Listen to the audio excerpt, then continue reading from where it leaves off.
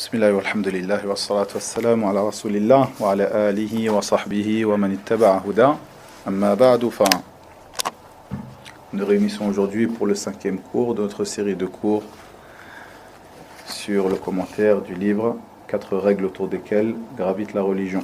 Cheikh l'Islam, l'imam al-Mujaddid, Muhammad ibn Abdul Wahhab ibn Sulaiman al-Tamimi, rahimahullahu ta'ala.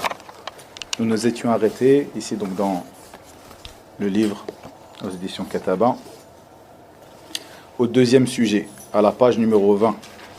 Il dit rahimahullahu ta'ala dans le sens de ses paroles, leur jugement de l'impureté de l'eau abondante, c'est-à-dire l'eau en quantité,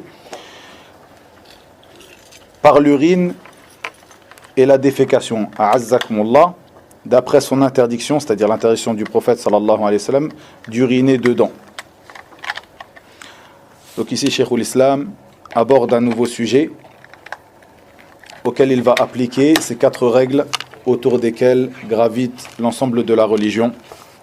Il dit donc que ce sujet est le jugement de certains de l'impureté de l'eau abondante, l'eau en quantité. Par quoi est-elle impure, d'après cela? Par l'urine et la défécation. A'azzakumullah. Ceci d'après l'interdiction du prophète sallallahu alayhi wa sallam d'uriner dedans, d'uriner dans cette eau.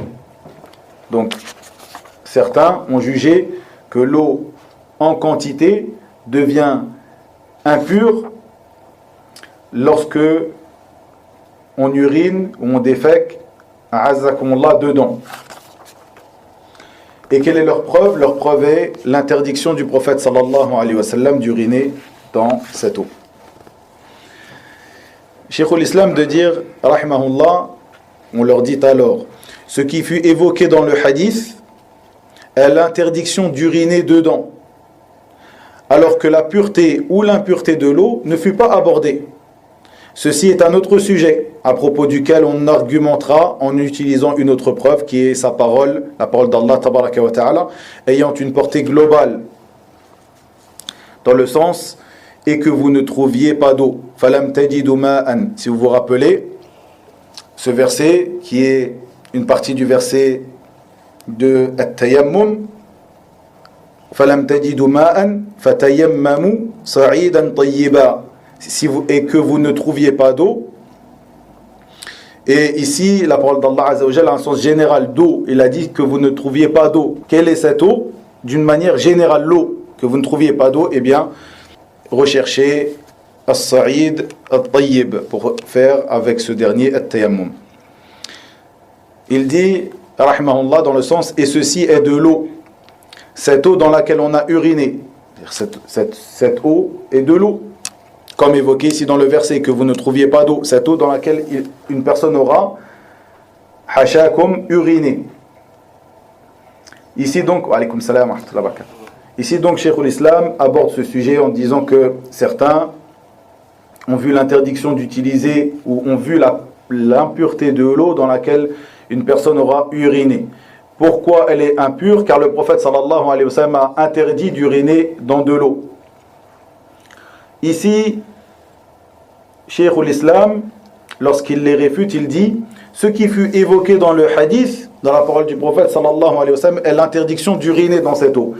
Et le fait que cette eau dans laquelle on a uriné est pure ou impure après qu'une personne ait uriné dedans, ceci n'est pas traité dans le hadith. Ceci n'est pas traité dans le hadith. Donc, votre argumentaire par ce hadith tombe, n'est pas exact. Puis il dit dans le sens, ainsi, donc, lorsqu'il dit... Ceci est un autre sujet à propos duquel on argumentera en utilisant une autre preuve qui est sa parole, la parole d'Allah tabaraka wa ta'ala, ayant une portée globale et que vous ne trouviez pas d'eau. Et ceci est de l'eau, cette eau dans laquelle on a uriné. Ainsi que la parole du prophète sallallahu alayhi wa sallam lorsqu'il fut interrogé à propos du puits nommé Buda'a, Bi'ru Buda'a, qui est un puits qui était connu à l'époque où l'on jetait les excréments des gens et les tissus hygiéniques des femmes. Le prophète sallallahu alayhi wa sallam a dit à propos de ce puits, dans le sens de ses paroles, l'eau est purifiante, rien ne la souille. Wa alaykum salam wa rahmatullah. méditer à propos de cette parole, la parole du prophète sallallahu alayhi wa sallam ici, il dit Al-ma'u tahur la yunajjisuhu shay. L'eau est purifiante, rien ne la souille. Il parle d'un puits, c'est-à-dire un puits où donc il y a de l'eau en grande quantité. Et dans ce puits, on y jetait à l'époque les excréments des gens, de même que les tissus hygiéniques des femmes, c'est-à-dire des choses qui sont impures. Et on y jetait dans ce puits qui est donc de l'eau en grande quantité. Malgré cela, malgré ces impuretés qui étaient jetées régulièrement dans ce puits, le prophète sallallahu alayhi wa sallam a dit l'eau est purifiante. En parlant ici de ce puits, l'eau est purifiante, rien ne la souille. Puisqu'on lui a posé la question, qu'en est-il de ce puits où on y jette ces impuretés? Ce puits qui contient de l'eau en grande quantité. Le prophète sallallahu alayhi wa sallam a donc dit l'eau est purifiante, rien ne la souille. Puis il dit, rahimahullah, celui donc qui délaissera ce texte univoque et jugera de son impureté, se justifiant par l'interdiction d'uriner dedans, aura certes délaissé l'univoque et suivi ce qui est soumis à d'interprétations diverses. De même qu'il aura parlé sans science, donc ici on a déjà 2 des 4 règles. Il aura parlé sans science et il aura délaissé l'univoque pour celui qui prête à d'interprétations diverses, donc l'équivoque. Non. Puis il dit, car il n'est pas établi que le prophète sallallahu alayhi wa sallam visa la souillure de l'eau lorsqu'il interdit d'uriner dans cette dernière. Plutôt, le summum de ce qu'il détient, donc à ce sujet, donc la parole du prophète sallallahu alayhi wa sallam lorsqu'il interdit d'uriner dans de l'eau, le summum, c'est-à-dire le plus qu'on pourra trouver, qu'on pourra tirer de cela, n'est que conjecture. Peut-être qu'il a voulu, peut-être qu'il a voulu, peut-être qu'il a voulu par ceci, cela, peut-être qu'il a voulu par ceci, cela. Mais plutôt, ce qui est univoque et qui est clair, c'est que le prophète sallallahu alayhi wa sallam a interdit d'uriner dans cette eau. Ceci ne prête à aucune interprétation. L'interdiction ici est claire. Mais tout ce qui est en dehors de cela, c'est-à-dire pourquoi a-t-il interdit à ce moment-là? Est-ce que s'il interdit, est-ce que tout ceci n'est que de la conjecture? Il dit, même si nous considérons que ceci ne rentre pas dans la portée générale de ce que nous avons évoqué, et qu'il en vient à parler par analogie, il aura alors, c'est-à-dire cette personne qui utilise cet argumentaire, s'il en vient à parler par analogie, il aura alors certes contredit la parole d'Allah, tabaraka wa ta'ala, ne demandez pas à propos de choses, Ya ayyuhalladhina amanu la tas'alu an ashya in tubda lakum tasu'kum. Ô les croyants, ne posez pas de questions sur des choses que si elles vous étaient divulguées, vous mécontenterez. Donc la troisième règle.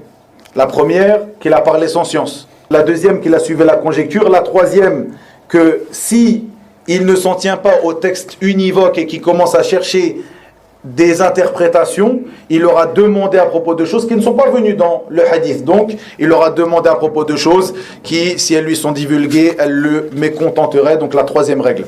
Puis il dit, rahimahullah, et s'il se justifie en disant, il ne m'apparaît pas clairement que cela rentre dans la généralité, donc de l'eau, de manière générale, qui serait pure ici, et j'ai peur de son impureté à cause de l'interdiction. Donc, je ne suis pas certain ici, mais j'ai peur de l'impureté de cette eau, car le prophète sallallahu alayhi wa sallam a interdit d'uriner dans cette eau. J'ai peur qu'elle devienne impure. Et je ne suis pas sûr qu'elle soit pure ou impure, mais j'en ai peur. Nous lui dirons alors, ici la dernière de ces 4 règles, tu as une alternative à la parole sans science. Car si tu dis elle est impure, c'est une parole sans science. Mais tu as une alternative ici à dire pure ou impure. Tu n'es pas sûr qu'elle est pure, et ceci est l'avis qui est correcte, comme l'a évoqué Cheikh l'Islam ici, mais tu n'es pas sûr non plus qu'elle est impure. Donc tu as une alternative à parler sans science en disant elle est impure. Tu diras plutôt quelle est cette alternative, la 4e règle, évoquée ici dans ces règles autour desquelles gravite l'ensemble de la religion, estime que ceci fait partie des sujets équivoques et ne prétend pas qu'Allah jugea de son impureté et interdit sa consommation. Donc la dernière de ces règles, le fait que tu t'arrêtes et tu ne donnes pas un jugement sans science, plutôt tu t'arrêtes sur ce qui est venu dans le hadith, et si tu as un doute ici, tu ne donnes pas un jugement sans science, plutôt tu t'arrêtes et tu estimes donc pour toi que ce sujet est un sujet équivoque, donc tu ne t'avanceras pas, mais tu ne prétendras pas un jugement dans la religion d'Allah tabaraka wa ta'ala. Vous voyez, c'est un petit peu technique, comme on le disait avant le cours avec Selim.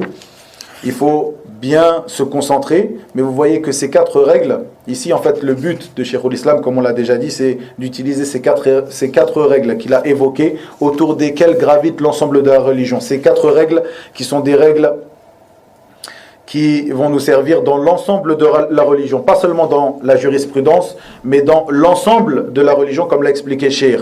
Et ici, pourquoi il a pris des exemples du livre de la pureté?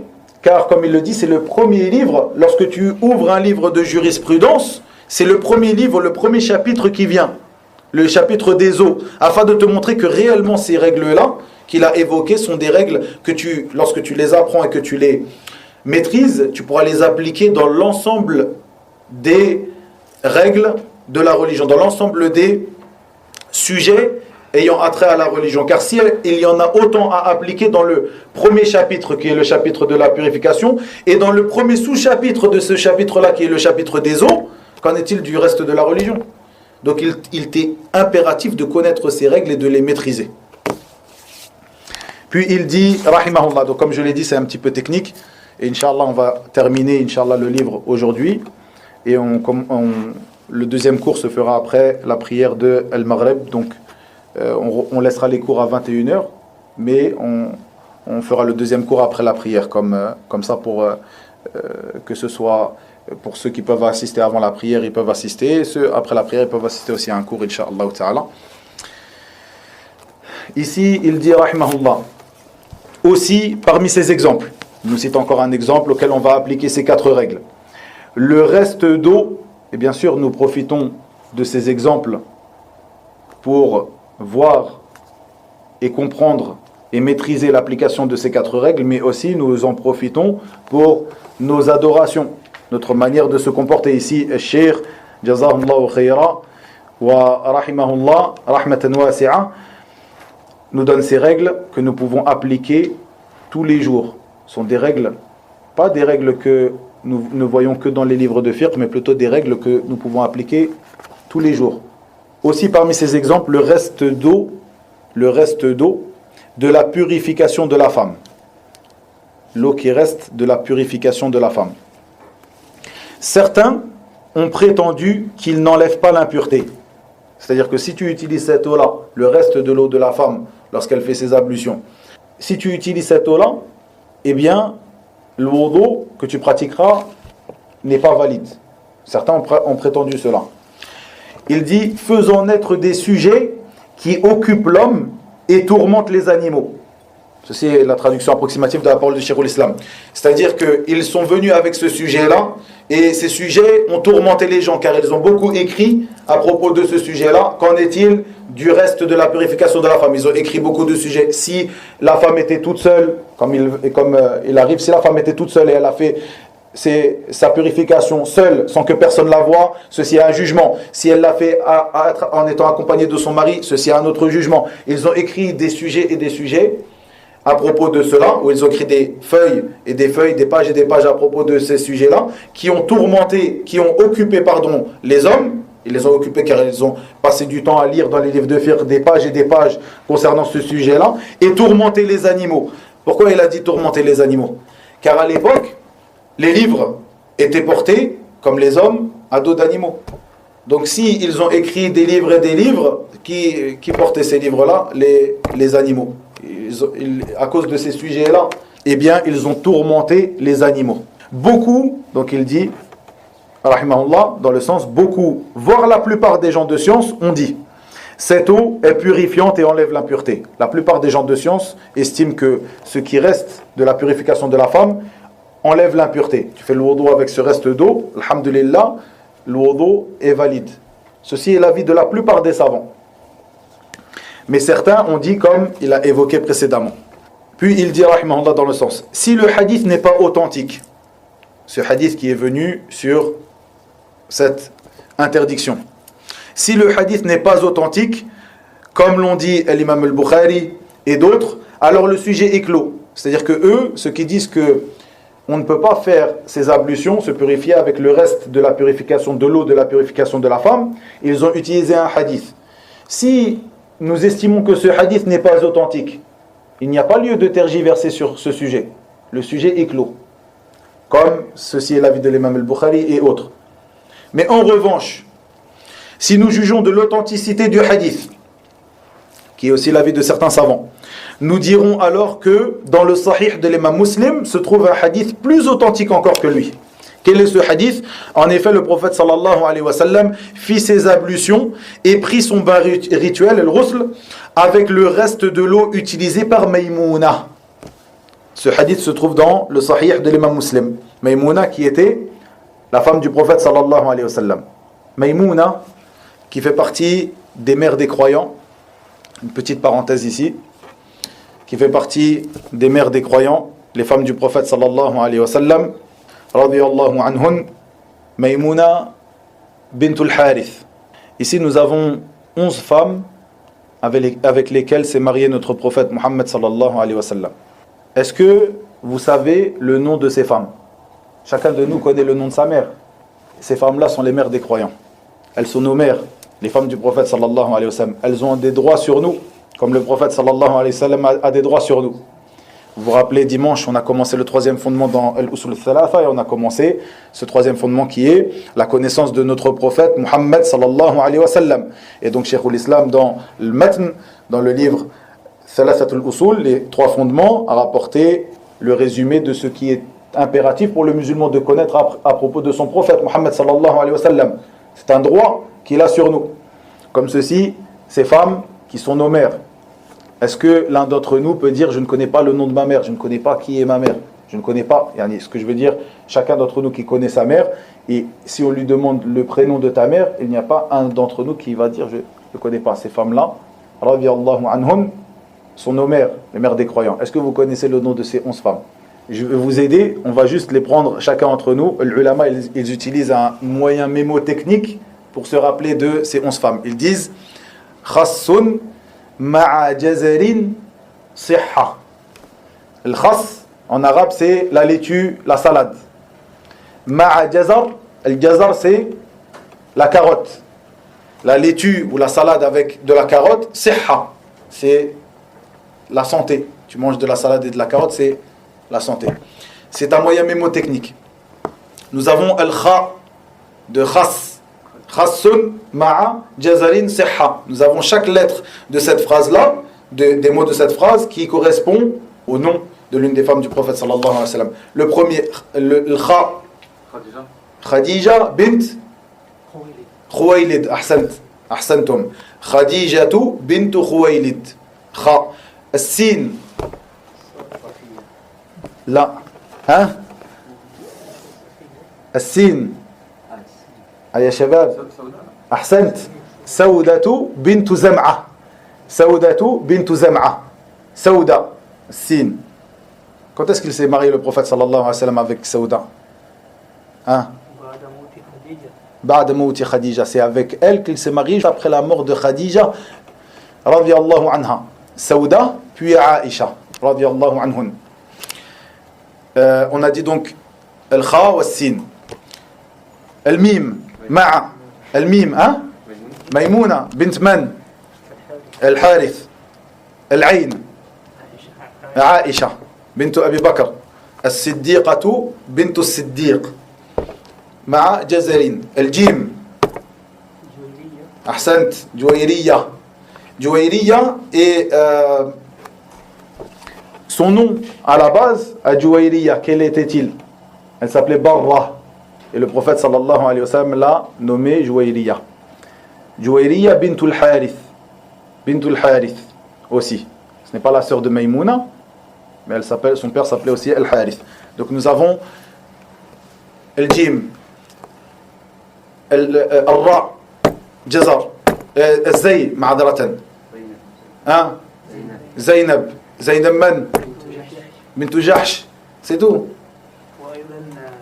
Hein? تفضل. أحسنت. قل. لا. قريب يعني منه. Le prophète sallallahu alayhi wa sallam s'est marié avec deux femmes qui s'appelaient Zainab. On a Zainab bint Jahsh ou Zainab bint Khuzayma. Bint Khuzayma. Donc deux Zainab dans Al-Zay de Jazar. Ar-Ra Ramla, Ahsant, Ramla bint Man, Abi Sufyan. Elle est connue comme sous quelle c'est sa kunya, elle est connue par sa kunya. Comment elle est connue? Ummu Habiba. Ummu Habiba. Et elle s'appelle Ramla. Nous avons après donc Siha, As-Sad, Safiya bint Man. أحسنت صحيح صحة الحاء السلام عليكم عم الله يبارك فيك الحاء حفصة بنت من عمر بن الخطاب رضي الله عنه وعنها الهاء صحة الهاء ها يا شباب الهاء ها Vous n'avez pas Elha Hind. Non. Hind bint Umayya Al-Makhzoumiyya. Donc ici, les 11 femmes du prophète, les 11 femmes avec lesquelles s'est marié notre prophète Mohammed sallallahu alayhi wa sallam, qui sont les mères des croyants, qui sont nos mères. Elles ont ce droit sur nous que nous les connaissions. Au moins leurs prénoms, qui elles sont, etc. Étudier leur vie, etc. Radiyallahu anhun wa an sahabati ajma'in. Donc ici, pourquoi nous avons parlé des mères des croyants? Car le prophète sallallahu alayhi wa sallam, dans ce hadith rapporté par l'imam Muslim, a pris son bain rituel, a fait ses ablutions et a pris son bain rituel al-ghusl avec le reste de l'eau utilisée par Maymouna, sa femme Maymouna. Sans aucun doute, ce hadith, qui est un hadith authentique, est une preuve du fait qu'on a le droit d'utiliser le reste de la purification de l'eau d'une femme, le reste de l'eau de la purification d'une femme pour faire ses ablutions nous-mêmes. Cette eau est pure et on a le droit de l'utiliser et nos ablutions sont valides, sans aucun doute. Il dit, rahimahullah, dans le sens, sans aucun doute, ce cas entre dans la parole d'Allah, dans la portée générale de la parole d'Allah, tabaraka wa ta'ala, et que vous ne trouviez pas d'eau. Donc l'eau de manière générale. Falam tajidu ma'an, l'eau de manière générale. Et la parole du prophète sallallahu alayhi wa sallam, l'eau est purifiante, rien ne la souille. Il a dit l'eau est purifiante, el ma'u tahur, la yunajjisuhu shay. L'eau est purifiante, rien ne la souille. Il a dit cela à propos de Bouda'a, le puits de Bouda'a dans lequel les gens jetaient les serviettes hygiéniques des femmes et les excréments. A'azzakumullah. Un puits rempli d'eau, donc où il y avait une grande quantité d'eau, où ces choses étaient jetées, un puits où les gens de Médine jetaient ces choses, qui sont sans aucun doute impures. Malgré cela, lorsque le prophète sallallahu alayhi wa sallam fut questionné à propos de cette grande quantité d'eau dans laquelle étaient jetées ces impuretés, il dit « L'eau est purifiante, rien ne la souille ». Donc vous pouvez utiliser cette eau-là pour la boire, pour faire les ablutions, etc. Puis il dit, rahimahullah, l'interdiction pour l'homme d'utiliser cette eau, donc le reste de l'eau de la purification d'une femme, l'interdiction pour l'homme de l'utiliser est une interdiction de bienséance. Donc si nous estimons que le hadith rapporté sur cela est un hadith qui est authentique, nous dirons que le hadith de Maymouna est plus authentique que lui, donc nous voyons que le prophète sallallahu alayhi wa sallam l'a fait, donc c'est légitime de le faire, c'est une autorisation, mais donc du fait que nous avons jugé de l'authenticité de l'autre hadith, nous dirons que l'interdiction dans ce hadith est une interdiction de bienséance. Il est meilleur et de bon comportement. Il est meilleur de délaisser le reste de l'eau de la purification d'une femme. Il est meilleur, mais ce n'est pas interdit. Et de bon comportement s'il en est dans la capacité de s'en écarter. C'est-à-dire c'est une interdiction de bienséance et de bon comportement si la personne est dans la capacité. Si elle n'a que cette eau-là, elle délaisse cette eau-là et elle va faire tayammum. Allah tabaraka wa ta'ala a dit falam tajidu ma'an fatayammamu sa'idan tayyiba. Et si vous ne trouvez pas d'eau, et si on a de l'eau, donc il ne sera pas permis de s'en écarter, seulement si on en a la capacité. Ceci d'après les preuves formelles que nous avons évoquées. Or si celui qui interdit son utilisation dit, et ici Cheikh l'Islam, comme à son habitude ici dans le livre, rapporte et applique les 4 règles autour desquelles gravite l'ensemble de la religion. Or, si celui qui interdit son utilisation dit « J'ai peur que son interdiction, si vous admettez son authenticité, n'invalide l'ablution », comme pour le sujet précédent. J'ai peur de son interdiction, que ceci invalide l'ablution. Nous lui dirons alors, si tu as peur de cela, annexe ce sujet à ce équivoque. Comme on l'a dit, tu diras que j'ai peur de cela, c'est un sujet équivoque, donc je m'en écarte. Mais je ne donne pas un jugement dans la religion d'Allah tabaraka wa ta'ala. Je m'en écarte, je ne donne pas un jugement. Et ne parle pas sur Allah sans science, la deuxième règle, engendrant ainsi de nombreux sujets à propos desquels le législateur ne s'est pas prononcé, la troisième règle, concernant la manière de s'isoler et autres. Ici, concernant la manière de s'isoler, ici, Cheikh al-Islam a dit, on s'écarte alors, en faisant cela, de nombreux sujets concernant la manière de s'isoler de la femme.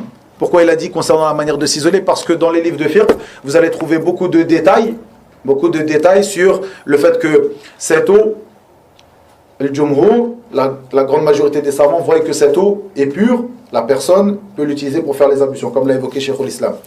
Al-Hanabila, c'est-à-dire les savants, comme ils disent en français, Hanbalites, ils disent que si la femme était seule au moment de faire ses ablutions, était seule avec cette eau, eh bien à ce moment-là, l'eau sera pure, on pourra l'utiliser. Mais si elle n'était pas seule, eh bien, elle ne sera pas pure.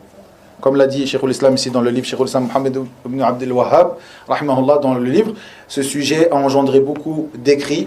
Les gens ont parlé, ont donné beaucoup d'écrits, ont donné beaucoup de sujets, de sous-sujets à ce sujet-là, qui ont, comme il l'a dit ici, il a dit, qui ont tourmenté les animaux et qui ont occupé les hommes et tourmenté les animaux. Ce sont des choses que vous trouvez dans les livres de fiqh. Et ici, Cheikh al-Islam, avec ces règles-là, vous montre que les règles de base sont ces dernières. Le fait de suivre ad-dalil. Al-muslim, le musulman suit ad-dalil. La parole d'Allah, tabaraka wa ta'ala, la parole du prophète, sallallahu alayhi wa sallam, selon la compréhension des pieux prédécesseurs parmi as-sahaba, radouanallahi alayhi, mais ceux qui les ont suivis dans le bien. Et non la parole d'autres que eux, qui n'est pas une parole qui est agréée d'Allah, tabaraka wa ta'ala. Même si cette parole est la parole d'un grand imam, du moment que la parole n'est pas régie par la preuve, eh bien, sa parole ne vaut pas plus que la parole d'une autre personne. Ici, c'est le but, bien sûr, de ces règles qu'a évoqué Cheikh al-Islam. Ici, il dit, rahimahullah, comme on l'a dit encore une fois, il faut bien rester concentré par rapport à ces règles-là. Il dit, rahimahullah, parmi ces exemples, ceci est un sujet très important que vous entendrez souvent.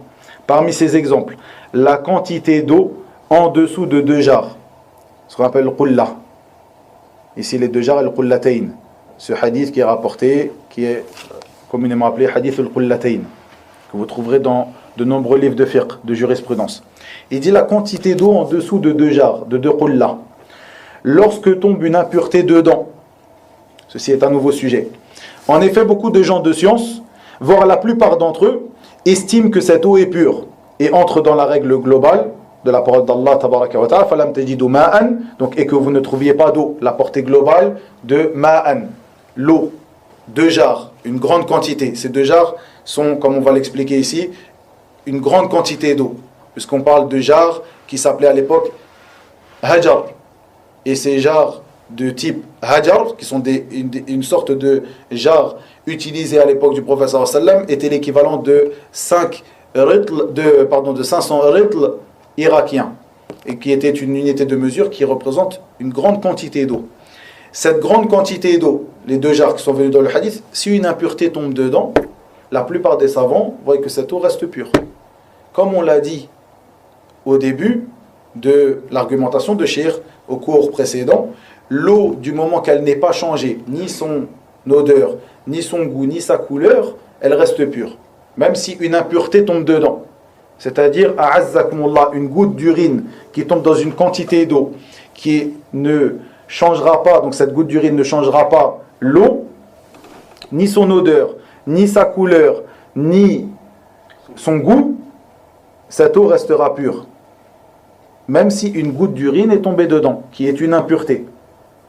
Le fait que toi, tu ne supportes pas d'utiliser cette eau à ce moment-là, ceci te regarde. Ceci est une chose qui n'a rien à voir avec le jugement d'Allah tabaraka wa ta'ala. Tu vois qu'une goutte d'urine est tombée dans cette eau, l'eau reste pure, ceci est le jugement d'Allah tabaraka wa ta'ala dans sa religion. Mais le fait que toi, tu ne peux pas supporter d'utiliser cette eau parce que tu sais qu'il y a de l'urine qui est tombée dedans, cela te regarde. Tu ne juges pas dans la religion d'Allah tabaraka wa ta'ala par rapport à ton goût. Je termine avant l'iqama. Donc, ici son nouvel exemple concernant les 2 jarres. Il dit donc, la plupart des savants estiment que cette eau dans laquelle sera tombée une impureté, cette eau qui est de grande quantité, c'est-à-dire au-dessus de 2 jarres, cette eau reste dans la parole, dans la portée générale de la parole d'Allah tabaraka wa ta'ala, falam tajidu ma'an, c'est-à-dire que vous ne trouviez pas d'eau dans le sens de ces paroles. Tabaraka wa ta'ala. De même que le prophète sallallahu alayhi wa sallam, lorsqu'il fut interrogé à propos de l'eau dans laquelle tombe une impureté, a dit l'eau est purifiante, rien ne la souille. Al-ma'u tahur la yunajjisu shay. À propos du puits de Bouda'a. Néanmoins, d'autres savants, donc ici nous voyons l'avis de la plupart des gens de science. Néanmoins, d'autres l'ont conditionné. Ici, bien sûr, c'est le sujet de l'argumentaire de Shir. Néanmoins, d'autres l'ont conditionné. Qu'est-ce qu'ils ont conditionné? La pureté de l'eau abondante dans laquelle est tombée une impureté. Ils ont conditionné la pureté de cette eau-là, l'eau abondante dans laquelle est tombée une impureté, par la quantité. C'est-à-dire, ils ont dit, du moment qu'il y a une certaine quantité qui est atteinte, eh bien, cette eau sera pure. Mais si cette quantité, qui est en l'occurrence ici 2 qullah, 2 jarres, n'est pas atteinte, cette eau n'est pas pure. Du moment qu'une impureté tombe dans de l'eau, si elle est en dessous de l'équivalent de 2 jarres, eh bien, elle deviendra impure. Comme on vient de donner l'exemple, une goutte d'urine qui tombe dans un récipient d'eau, un récipient où il y a de l'eau pure, une goutte d'urine qui tombe dedans, a'azzakumullah, cette goutte d'urine qui ne changera ni son odeur, ni sa couleur, ni son goût, eh bien ces savants-là estiment que cette eau devient impure, du fait que l'impureté est tombée dedans. Car ils conditionnent le fait qu'elle reste pure par le fait qu'elle ait atteint un certain volume, qui est 2 jarres. Donc d'après la parole du prophète sallallahu alayhi wa sallam, dans le sens de ces paroles, lorsque l'eau atteint l'équivalent de 2 jarres, elle ne contient pas d'impureté. إِذَا بَلَغَ الْمَاءُ قُلَّتَيْنِ فَلَمْ يَحْمِلِ الْخَبَثِ. Donc dans le sens de ces paroles, sallallahu alayhi wa sallam, lorsque l'eau atteint l'équivalent de 2 jarres, elle ne contient pas d'impureté. Ils se sont reposés sur cette parole, ceux qui ont dit cela. Il dit ici, Cheikh, rahimahullah, les premiers ont dit, c'est-à-dire ceux qui voient que l'eau, quelle que soit sa quantité, si une impureté tombe dedans, du moment qu'elle n'est pas modifiée, ni son goût, ni son odeur, ni sa couleur, restera pure, les premiers ont dit, si nous empruntons la voie de ceux qui contestèrent l'authenticité de ce hadith parmi les gens du hadith, il n'y a rien à dire. Comme pour le dernier exemple, si nous disons que ce hadith évoqué précédemment, lorsque l'eau atteint l'équivalent de 2 jarres, elle ne contient pas d'impureté, si nous disons que ce hadith est faux, est faible, comme l'ont dit certains savants du hadith, il n'y a plus rien à dire. Leur argumentaire tombe, ils se sont reposés sur un hadith qui est faible. Donc il n'y a plus d'argumentaire. Or, nous parlons ici en supposant son authenticité. Et ceci est notre avis. C'est-à-dire, le cheikh ici nous dit que son avis est que le hadith est authentique. Mais comment sortir de cela? Si ce hadith est authentique, comment sortir de cela? Il dit, néanmoins, il n'est pas une preuve de ce que vous avancez. Il justifie ce hadith pour ce que nous avons parlé précédemment comme argumentaire. Il dit, ce n'est pas une preuve. Vous l'utilisez mal, ce hadith. Vous utilisez ce hadith comme preuve pour votre argumentaire. Or, ceci n'est pas une preuve pour vous. Il dit, celui qui prétend que ce hadith indique que la petite quantité devient impure, aura certainement dit ce dont il n'a pas de science. La première des règles, le fait de ne pas parler, l'interdiction de parler dans la religion d'Allah Azza wa Jal sans science. Car, on revient, car c'est un petit peu technique, ils disent, le prophète sallallahu alayhi wa sallam a dit, dans le sens, lorsque l'eau atteint l'équivalent de 2 jarres, elle ne contient pas d'impureté. Nous comprenons donc que l'eau, lorsqu'elle est en dessous de l'équivalent de 2 jarres, eh bien, elle peut contenir l'impureté. Si une impureté tombe dedans, elle est impure. C'est ce qu'on appelle le fait de comprendre un texte par son contraire. La compréhension que nous tirons du contraire de ce texte. Ici, si elle est pure, si l'eau reste pure, lorsqu'une impureté tombe alors qu'elle a atteint un certain volume, eh bien, en dessous de ce volume, elle ne sera pas pure. Il dit, rahimahullah, celui qui prétend que ce hadith indique que la petite quantité devient impure aura certainement dit ce dont il n'aura aucune science. Dans la religion d'Allah tabaraka wa ta'ala, le premier de ces règles, l'interdiction de parler dans la religion d'Allah azza wa jal sans science. Car le terme employé montre clairement que, en abondance, l'eau ne retient pas la souillure. Mais on ne parle pas d'une quantité moindre. On revient comme sur les exemples précédents. Dans le hadith, vous n'avez pas l'évocation. Le prophète sallallahu alayhi wa sallam dans ce hadith n'a pas parlé de ce qui est en dessous des 2 jarres. Il a seulement parlé de ce qui est au-dessus des 2 jarres. Au-dessus de 2 jarres, d'un volume de 2 jarres, pas d'impureté. Mais il n'a pas parlé d'en dessous. Et comment nous comprenons ce qui est en dessous des 2 jarres, comme on l'a expliqué précédemment, avec plein d'autres preuves que nous avons expliquées précédemment, qui montrent que l'eau, et ceci est l'avis de la plupart des savants, l'eau, si une eau pure dans laquelle tombe une impureté, si cette eau n'est pas changée, c'est-à-dire ni son odeur, ni son goût, ni sa couleur ne change, de l'eau pure dans laquelle tombe une impureté, si ni son odeur, ni sa couleur, ni son goût ne change, elle reste pure.